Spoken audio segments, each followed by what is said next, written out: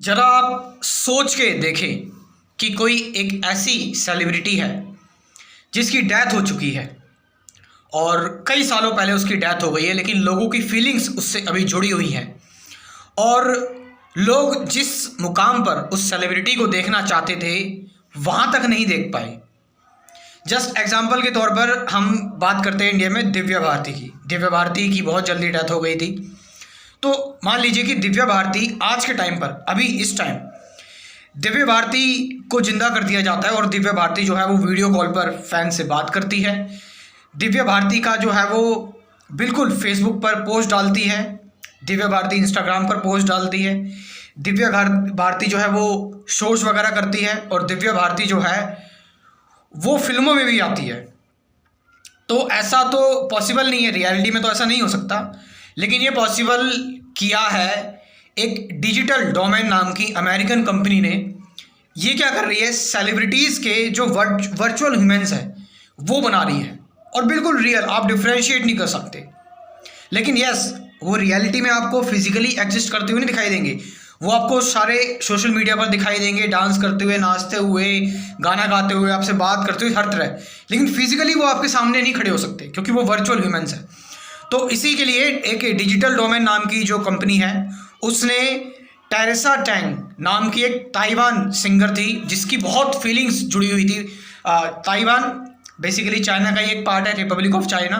तो चाइना के जो लोग हैं और जापान के लोग हैं, ताइवान के लोग मिलाकर सबकी जो फीलिंग्स थी इस सिंगर से बहुत ज़्यादा जुड़ी हुई थी।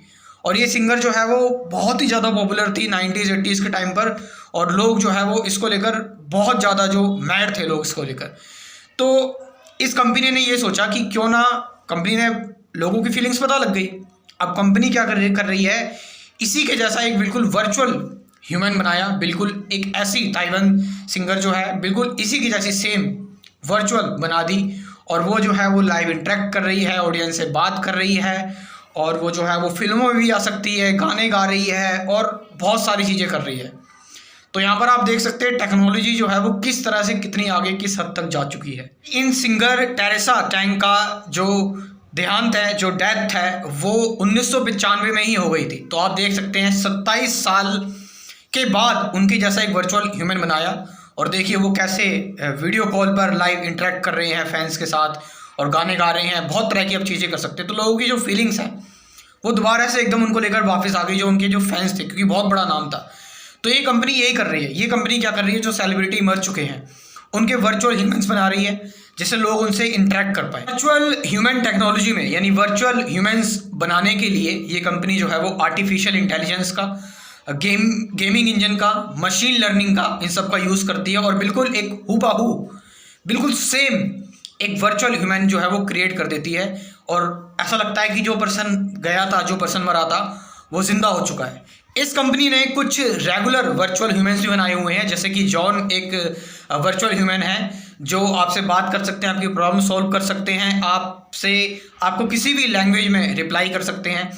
लेकिन यहाँ पर एक चीज़ हम देख रहे हैं कि किस तरह से ये एक एस्केपिज्म का रास्ता मुझे लग रहा है। एस्केपिज्म का रास्ता इन द सेंस कि वर्चुअल ह्यूमन्स की लोगों ने पहले एक्सेप्ट कर लिया था कि जो सेलिब्रिटी थी या जो भी लोग थे वो मर चुके हैं, लेकिन अब वहाँ पर फिर से वही फीलिंग्स, सारी की सारी चीज़ें वापस आ जाना। तो हम फैक्ट को एक्सेप्ट नहीं कर पा रहे हैं। आप देख रहे हैं क्या चीज़ हो रही है यहाँ पे, हम फैक्ट को एक्सेप्ट नहीं कर पा रहे हैं, रियलिटी को एक्सेप्ट नहीं कर पा रहे हैं, इसीलिए सारी की सारी चीज़ें हम करते जा रहे हैं। और इनसे क्या बढ़ रही है, हमारी ग्रेटिफिकेशन, इंस्टेंट रिजल्ट पाने का। और ये सच में एक अलग ही ब्रेन में चेंज ला रही है, और इससे जो है वो कंपटीशन, फ्रस्ट्रेशन, एग्रेशन, ये बहुत ज़्यादा क्रिएट होने वाला है। अब आगे ये टेक्नोलॉजी बढ़ेगी, जिन लोगों के पेरेंट्स का लॉस हो गया, जिन लोगों के दोस्तों का लॉस हो गया, तो ठीक है, वो वर्चुअल ह्यूमन जो है वो बनवा लेंगे इस तरह से। लेकिन इससे कई एथिकल इश्यूज भी आएंगे और बहुत सारी प्रॉब्लम्स भी आएंगी। और सबसे बड़ी प्रॉब्लम तो ये है कि हम रियलिटी को स्वीकार ही नहीं करना चाहेंगे। हम एक्चुअलिटी जो है, फैक्ट जो है, रिमेन विद द फैक्ट, हम फैक्ट के साथ रह ही नहीं पाएंगे। डिजिटल डोमेन नाम की ये अमेरिकन कंपनी जो है वो उन सभी कंपनियों में से बहुत अच्छी कंपनी मानी जाती है जो वर्चुअल ह्यूमन्स जो हैं वो बना रही हैं। डेथ सेलिब्रिटीज़ को फिर से अलाइव करते हैं, उनको फिर से ज़िंदा करते हैं। बट आपको यहाँ पर एक चीज़ सीखनी है, आपको यहाँ पर सतर्क रहना है कि आपके केमिकल्स के साथ कैसे खेला जा रहा है। केमिकल्स इन द सेंस आपके ब्रेन के डोपामिन, आपके ब्रेन की सेरोटोनिन, आपके ब्रेन की एंडोर्फिन, आपके ब्रेन की ऑक्सीटोसिन के साथ खेल कर बायोटेक्नोलॉजी एक तरह से इन हार्मोन्स को जो है वो एक तरह से हैक कर लिया है। फेसबुक, इंस्टाग्राम, व्हाट्सअप, अमेजन और ये सारी की सारी चीज़ें जो हैं वो एक तरह से आपको पूरी तरह से गुलाम बना दिया। आप अब इनके बिना रह ही नहीं सकते।